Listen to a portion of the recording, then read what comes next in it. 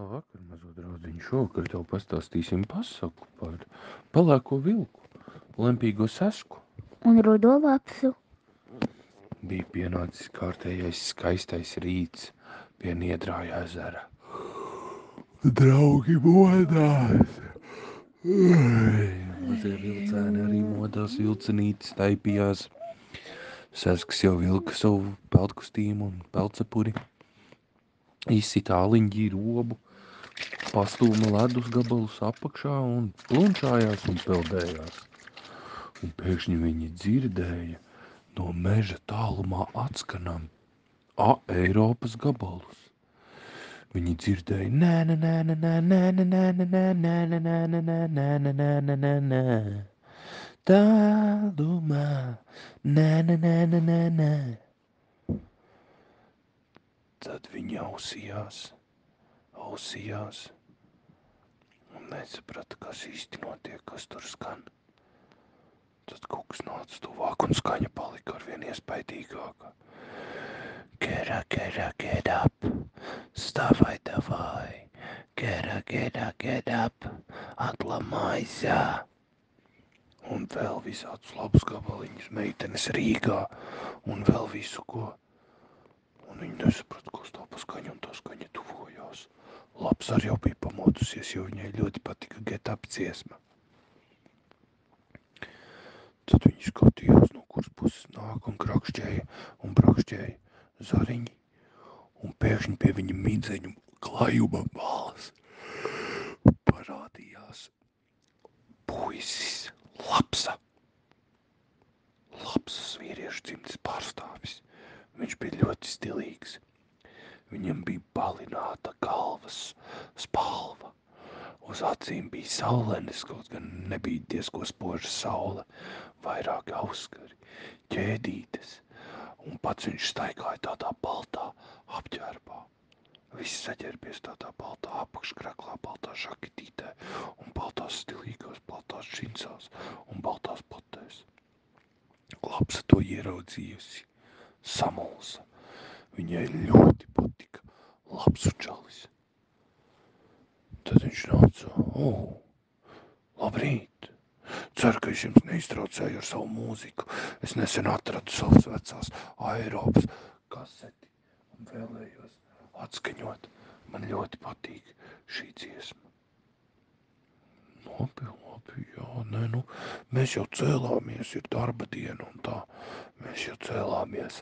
Lapsa tikai skatījās uz Lapsu puisi un muļķīgi smaidīja. Jo viņa ilgi nebija redzējusi nevienu tik stilīgu Lapsu. Jo iespējams, ka šis Lapsu puisis bija pat tikpat stilīgs kā mūsu Lapsa. Tā viņš skatījās un ieraudzīja, jūsu kompānijā ir arī kāda daļa dāma. Labrīt, Lapsas jaunkundze. Lapsa teica, tati, tau, labrīt. Lapsai ļoti patīk labs puisis. Viņš teica, varbūt mēs varam ieturēt kopā brokastis, un tad mēs varētu pie ezera padejot Eiropas ritmos. Labs, noteikti. Es jau tūlīt grasījos sasmērēt ābolu zaptes maizītes, ko es pati esmu vārījusi, un vēl visādas desiņas un lečo un vēl kaut ko, un tu droši vari nākt piebiedroties mums. Sasks ar vilku nebija tik uzticīgi jaunajam svešiniekam. Viņi vēroja visu no malas un beigās simpātijas neizrādīja. Neskatoties uz to, ka Saskam arī ļoti patīk deju mūzika. 90. beigas Saskam šķiet bija spožākais laiks deju mūzikas laikā. Viņam patika skūteri, Eiropa, Eiffel 65 un vēl citas brīnišķīgas grupas, kas bija 90. beigās 2000. sākumā. Tad viņi paēda gardās brokastis, Lapsa tur gorijās, bija uzvilkusi savas kaut kādas vienas no spicākajām augstmežu kurpēm, lai iepatiktos baltajam Lapsu puisim. Cienāja viņu ar ābolu zapts maizītēm un visādi priecājās par to kompāniju. Un pienāca laiks, kad visi bija pāduši, un tad viņi gāja pie laipas. Pie laipas viņi ieslēdza labs puiša Bluetooth JBL tumbiņu, viņš uz telefona atskaņoja brīnišķīgos Eiropas gabalus, un visi dejoja uz laipas. Mazie vilcēni. Sesks vispār dancoja kā traks, viņa zeme pilnīgi sāka kūpēt, kā sesks ārdījās, aizelsies, pilnīgi slapš nodejojies. Tā viņi izdejojās un nolēma, ka dosies atpakaļ uz mājām. Tikai labs puisis teica, varbūt daļā labsu dāma, es jūs varu izvest pastaigā ap ezeru, un mēs varam parunāties.